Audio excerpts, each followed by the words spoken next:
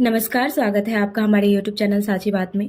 आज की इस वीडियो में हम जानेंगे कि बुद्ध पूर्णिमा क्या है और कब मनाया जाता है।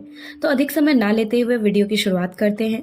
और अगर आपने अभी तक हमारे चैनल को सब्सक्राइब नहीं किया है तो बेल आइकन पर क्लिक करें ताकि हमारे चैनल के सभी नोटिफिकेशन सबसे पहले आप तक पहुँच सके। धार्मिक मान्यताओं के अनुसार सनातन धर्म में वैशाख माह को श्री नारायण की भक्ति के लिए उत्तम मास माना गया है। इसके चलते हजारों श्रद्धालु पवित्र तीर्थ स्थलों में स्नान दान कर पुण्य अर्जित करते हैं। पूर्णिमा के दिन पवित्र नदियों में स्नान करने का विशेष महत्व है। वैशाख शुक्ल पूर्णिमा को बुद्ध पूर्णिमा या पीपल पूर्णिमा भी कहा जाता है। प्रत्येक माह के पूर्णिमा जगत के पालनकर्ता श्री हरि विष्णु भगवान को समर्पित होती है। इसी दिन भगवान बुद्ध की जयंती और निर्वाण दिवस भी बड़े धूमधाम से मनाया जाता है। बुद्ध पूर्णिमा के दिन बोध गया में दुनिया भर से बौद्ध धर्म मानने वाले आते हैं तथा इस दिन बोधि वृक्ष की पूजा भी की जाती है। मान्यता है कि इसी वृक्ष के नीचे गौतम बुद्ध को ज्ञान प्राप्त हुआ था। महात्मा बुद्ध ने बौद्ध धर्म की स्थापना की, जो विश्व के प्रमुख धर्मों में से एक है। विश्व के प्रसिद्ध धर्म सुधारकों एवं दार्शनिकों में अग्रणी महात्मा बुद्ध का नाम आता है।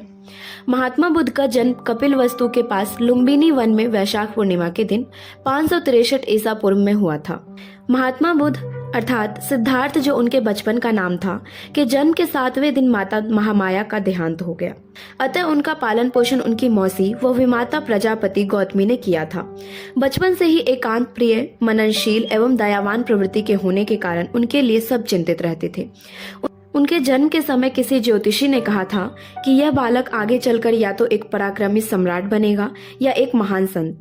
कथन को सुनकर राजा शुद्धोधन ने निर्णय किया कि वे राजकुमार को कभी दुख, शोक, चिंता का आभास ही नहीं होने देंगे।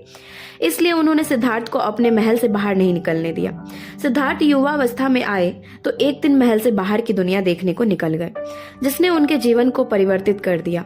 सड़क पर एक बूढ़ा आदमी दिखाई दिया। थोड़ा आगे जाने पर उनकी आंखों के आगे एक रोगी आ गया। तीसरी बार सिद्धार्थ को एक अर्थी मिली। चौथी बार उन्हें सन्यासी दिखाई पड़ा। उन्होंने ऐसा दृश्य जीवन में पहले कभी नहीं देखा था और ये दृश्य उन्हें बहुत प्रभावित कर गए। राजा शुद्धोधन ने पुत्र को व्याकुल देखकर उनका विवाह 16 वर्ष की उम्र में करवा दिया। विवाहोपरांत भी सिद्धार्थ खुश नहीं थे। उन्हें समस्त सुख प्राप्त थे परंतु शांति प्राप्त नहीं थी।